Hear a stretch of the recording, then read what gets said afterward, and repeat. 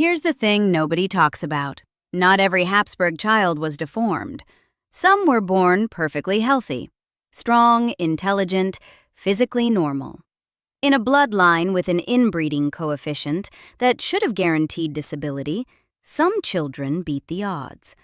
The question nobody asks is, why? What was different about those pregnancies, those mothers, those combinations of genes?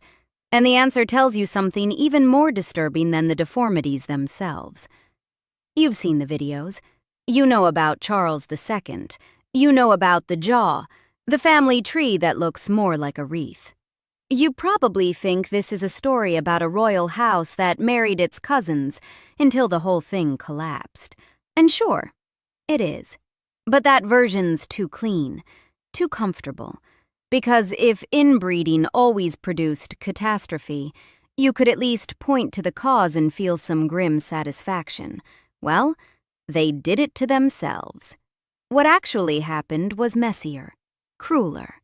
The same two parents, same mother, same father, same impossibly tangled pedigree, could produce a child who was radiant and healthy, alongside a child who could barely survive infancy.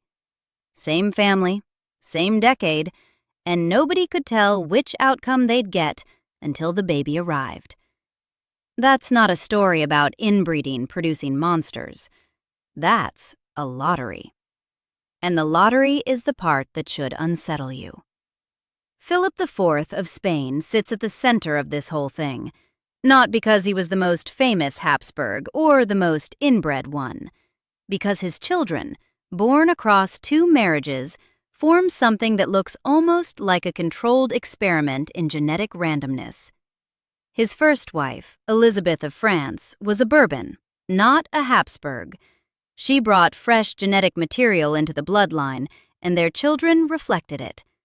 Balthasar Charles, born 1629, healthy, vigorous, painted by Velázquez on horseback at 6 years old, looking like pure confidence in miniature. Theresa, born 1638, healthy, vigorous, functionally normal. A non-Habsburg mother meant lower odds of doubling up on broken genes. Their health isn't the mystery, it's the baseline. The mystery starts when the mother changes. Elisabeth died in 1644. Philip needed a male heir. The Habsburgs had a standard solution for that: marry within the family. So, in 1649, Philip married Mariana of Austria. She was 14, he was 44. And she was his niece, daughter of his own sister and Emperor Ferdinand III. Both Philip and Mariana carried the accumulated recessive variants of generations of intermarriage. Every harmful gene hiding silently in Philip's genome had an enormously elevated chance of meeting its twin in Mariana's. This is where the dice get loaded. Their first child, Margarita Theresa, arrived on July 12, 1651. Healthy. Strikingly so. She grew into the luminous girl standing at the center of Velázquez's Las Meninas, painted in 1656 when she was 5. Rosy-cheeked, alert, standing with the natural confidence of a child who's never been seriously sick. Bright, charming, showing none of the developmental delays that stalked her bloodline. She married Emperor Leopold I in Vienna at 15, bore him 4 children before dying at 21, worn down by the brutal toll of repeated early modern pregnancy, not by her genetics. By every observable measure, Margarita Theresa was a healthy human being, born to an uncle and his niece, born into the most dangerously inbred family in Europe. And fine. Then came Maria Ambrosia de la Concepcion, born December 7th, 1655, dead 15 days later. Then Philip Prospero, born November 28th, 1657, the male heir the court had been desperate for. The celebrations were enormous. Spain had its prince. But Philip Prospero was sick from the start, and everyone could see it. epileptic convulsions, constant frailty, an inability to thrive the way healthy infants should. Velázquez painted him in 1659, and that portrait is one of the most quietly devastating images in the history of art. A pale child in white, barely 2 years old, his face strangely absent. Hanging from his clothes are amulets, small charms meant to ward off evil spirits and protect his health. They're clearly visible in the painting. They didn't work. Philip Prospero was dead by November 1st, 1661, 3 years old. Fernando Tomas arrived December 21st, 1658, gone before his first birthday. The records barely mention him. And then, 5 days after Philip Prospero's death, 5 days, on November 6th, 1661, Mariana gave birth to another son, Charles. He couldn't speak until age 4, couldn't walk until 8, couldn't produce an heir across 2 marriages, dead at 38. His inbreeding coefficient, calculated by Gonzalo Alvarez, Francisco Ceballos, and Celsa Quintero in their landmark 2009 study, published in PLOS 1, was 0.254. Roughly a quarter of his genome consisted of gene pairs that were identical because both copies came from the same ancestor. That's the level you'd expect from the child of siblings. But here's the thing that should stop you cold. Charles's inbreeding coefficient was functionally identical to Margarita Theresa's. Same mother, same father, same pedigree calculation. Margarita Theresa was the healthy girl in the painting. Charles was a medical catastrophe. Same parents, same ancestral tangle, same loaded genetic dice, opposite outcomes. That's a coin flip. And the coin was flipped inside a cell, at the molecular level, during the formation of an egg and a sperm that happened to combine in a particular way. To understand how that's possible, you need to understand what happens inside a cell when a baby is conceived, and why it's essentially random. Every person carries 2 copies of each gene, one from mom, one from dad. For most genes, 1 working copy is enough. You can carry a broken version your entire life and never know it, because the functional copy handles everything. You're what geneticists call a carrier. Problems only emerge when you inherit 2 broken copies, one from each parent, and there's nothing functional left. That's recessive inheritance. When 2 carriers have a child, the math is simple and merciless. Each pregnancy, 25% chance the child inherits 2 functional copies, completely unaffected. 50% chance the child's a carrier like the parents. 1 broken copy, 1 functional, clinically healthy. 25% chance the child gets 2 broken copies and is fully affected. Those odds reset every single time. Having 1 sick child doesn't change the probability for the next one. Having 3 healthy kids in a row doesn't mean the 4th is due. Each conception is a fresh shuffle of the deck. And inbreeding doesn't change those per-gene ratios. What inbreeding changes is how many genes are at risk simultaneously, how many positions across the genome where both parents happen to carry the same broken variant because they inherited it from the same recent ancestor. Charles's coefficient of 0.254 meant that at roughly a quarter of all gene positions, the copies from mom and dad were identical by descent. At every one of those positions, if the inherited variant was harmful, there was no backup, no functional copy to compensate. But which quarter becomes identical? That's determined by meiosis, the shuffling process that creates eggs and sperm. When Mariana's body formed the egg that became Margarita Theresa, segments of DNA swapped between chromosomes. Then the chromosomes divided, and the egg received a random half of Mariana's genetic material. The same shuffling happened in Philip IV's sperm. The result was Margarita Theresa's unique genome, a specific hand dealt from both parents' cards. When a different egg and a different sperm came together years later to create Charles, the shuffle was completely independent. Different cuts of the deck, different hand. Margarita Theresa drew the functional copies at the genes that mattered most. Charles drew the broken ones. No mechanism could have predicted it. No test, no sign, no warning. And it gets worse. The conditions that devastated Charles weren't caused by a single gene. They were polygenic, shaped by many genes, each contributing a small effect. One child might inherit harmful variants at 4 of 12 contributing genes, and functional ones at the other 8. Their sibling might inherit harmful variants at 11 of 12. Same parents, same probability at each individual gene. Wildly different totals. The more genes involved, the wider the range of possible outcomes, and the more the whole thing looks like a lottery rather than a sentence. The numbers from the Alvarez study demolish the simple narrative that more inbreeding equals guaranteed deformity. Take Philip III, born 1578 to Philip II and Anna of Austria, Anna being Philip II's niece. Inbreeding coefficient, roughly 0.218. That's enormous. For context, the expected coefficient for a child of first cousins is 0.0625. Philip III was more than 3 times that. He should have been in serious genetic trouble. Philip III was fine. Not brilliant. Historians describe him as somewhat passive, content to delegate governance to his minister, the Duke of Lerma. But physically functional, mentally present, capable of ruling Spain for 23 years. He fathered 8 children, 5 of whom survived infancy. Died at 42 of a fever. An ordinary death for an ordinary king.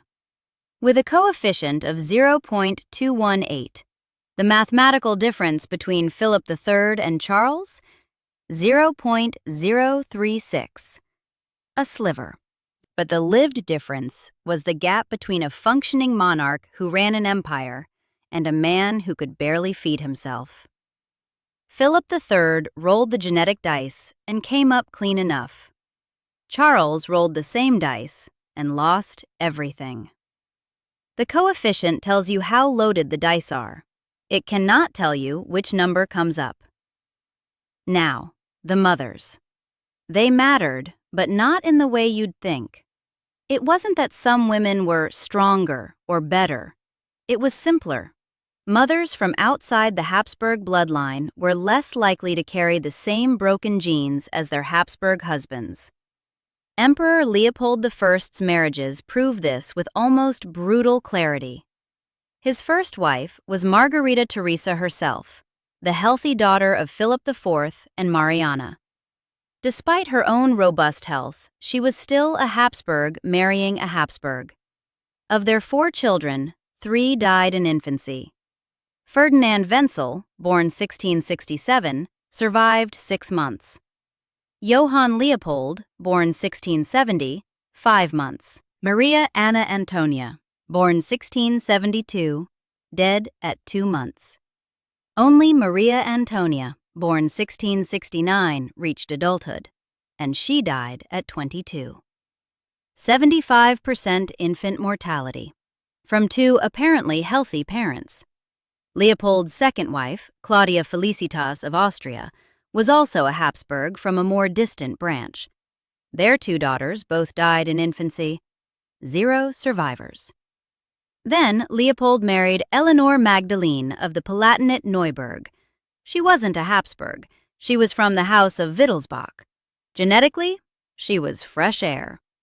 Together, they had 10 children, among them 2 future Holy Roman emperors.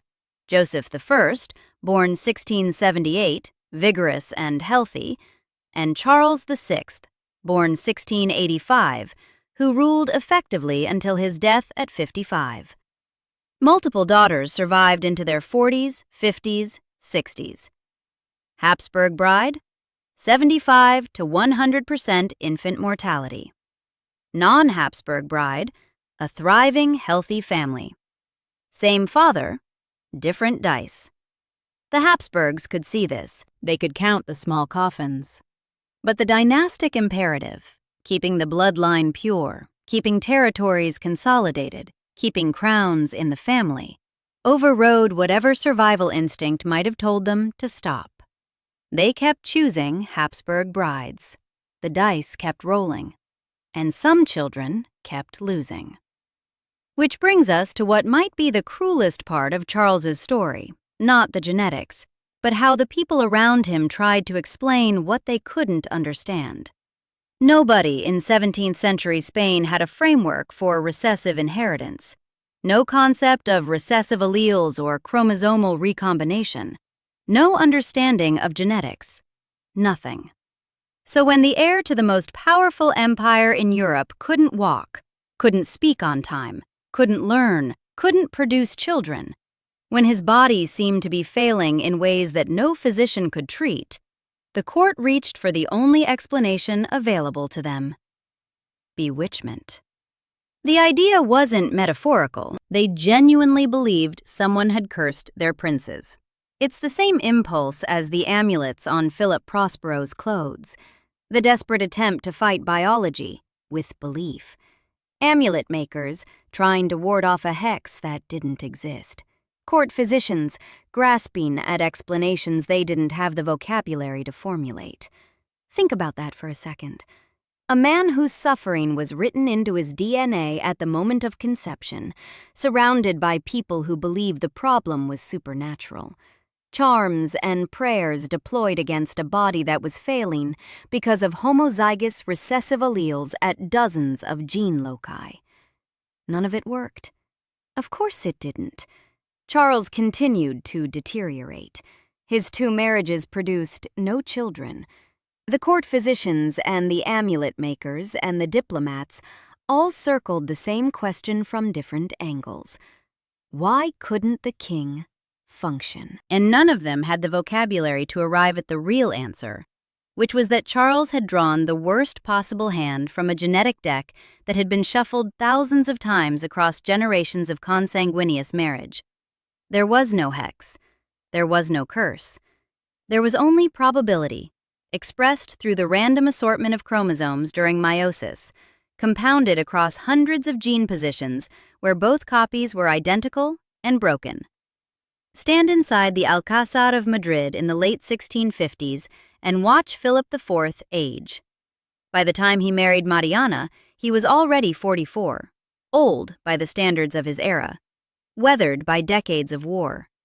He'd buried his first wife and his only surviving son, Balthasar Charles. Everything depended on what came out of Mariana's pregnancies, the fate of the Spanish Empire, the European balance of power, which dynasty would control half the known world. All hinged on whether the next baby would be healthy. Margarita Theresa arrived, and the court rejoiced, but not entirely. A girl was welcome, not sufficient. Spain needed a prince. Then Maria Ambrosia, who survived barely 2 weeks. Then Philip Prospero, and for one brief shining moment everything seemed possible. A male heir. A prince. But the convulsions started early. Court physicians had no framework for what was happening, no understanding of genetics, no concept of recessive alleles or chromosomal recombination. They hung amulets on a toddler and prayed. That Velázquez portrait of Philip Prospero, the pale child in white with protective charms dangling from his waist, is a document of people trying to fight chromosomes with magic. The forces destroying this child weren't supernatural. They were molecular, and no amulet could change which alleles he'd inherited at conception. Philip Prospero died. 5 days later, Charles arrived. The joy was immediate and enormous. Spain had its heir, but it must have been joy laced with terror, because they'd just watched one prince waste away, and there was no guarantee this one would be different. As weeks passed, and Charles failed to meet the milestones healthy infants meet, as it became clear this child was not merely slow, but profoundly affected, the nature of the horror crystallized. Philip IV spent his remaining years, He died September 17, 1665, when Charles was 3. Watching his dynasty's future struggle to survive in the body of a child who couldn't do any of the things Margarita Theresa had done effortlessly at the same age. 2 children of the same mother, one painted in the glow of health, the other barely clinging to life. No way to understand why. And the consequences of that coin flip didn't stop at one family's grief. They reshaped the map of Europe. When Charles died, childless, the Spanish Habsburg line died with him. No heir, no successor from within the dynasty. The last of the Spanish Habsburgs, gone. All because one child drew the broken copies and another didn't. The Alvarez study quantified what the Habsburgs experienced but couldn't explain. Among the most inbred generations, infant mortality hit 50%. Half of all children born died before their first birthday. The background rate for the general Spanish population of the same era was about 20%. That extra 30 percentage points was statistically attributable to inbreeding depression.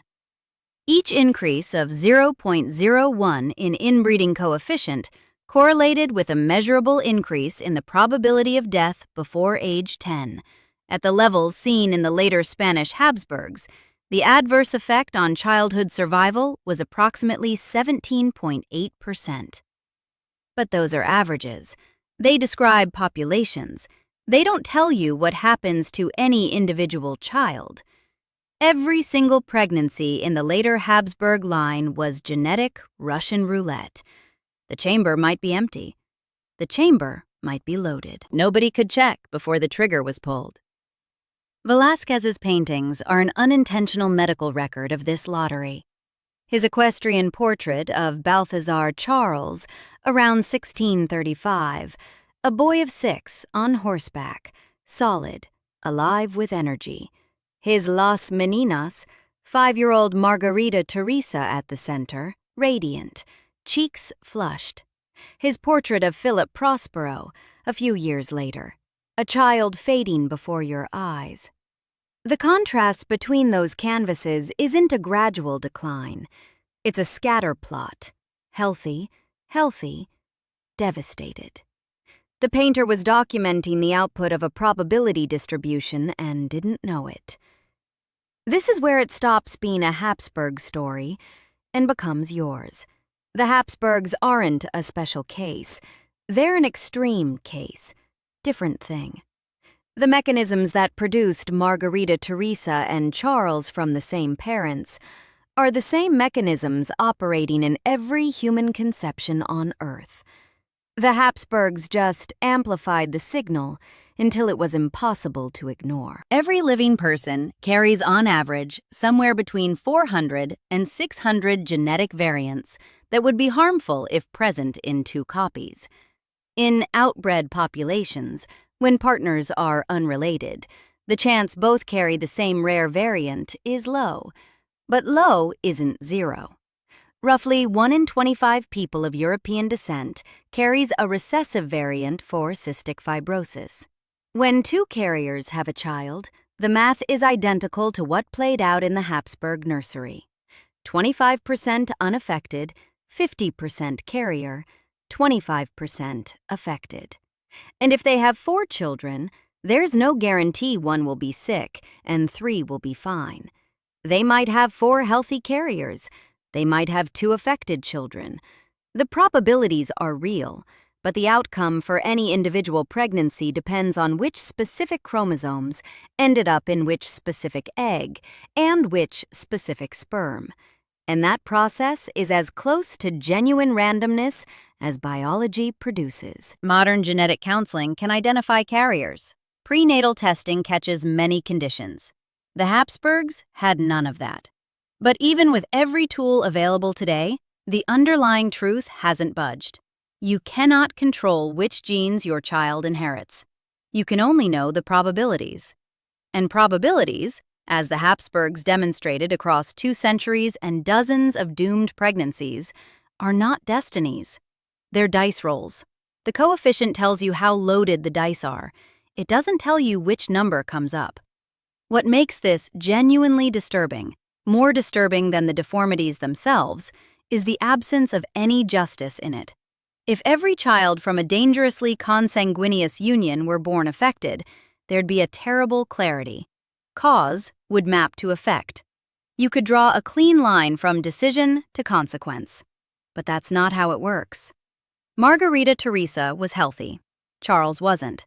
Same parents, same bloodline, same reckless dynastic gamble. One child got to stand in warm light in a Velázquez painting.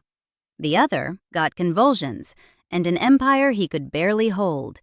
And when he died, the dynasty died with him. There wasn't a reason, there was only chance. And that's the strangest part. If this changed how you think about genetics, or history, or both, subscribe for more stories like this.